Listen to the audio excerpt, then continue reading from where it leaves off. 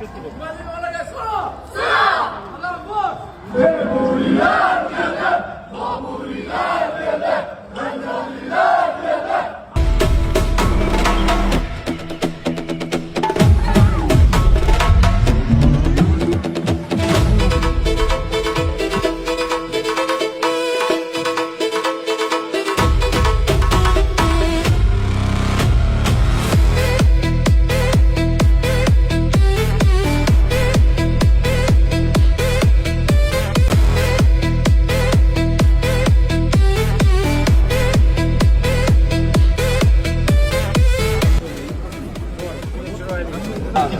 Hurmatli hokimimiz aytyaptilar, Asaka nomer 1 deydi.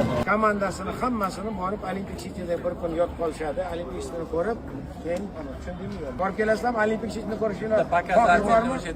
Показательный video qilib berasizlar. Maylimi? Biz o'zimizni nimaga qo'shamiz videoda hammiz. Chiroyli bo'ldi. Ming rahmat.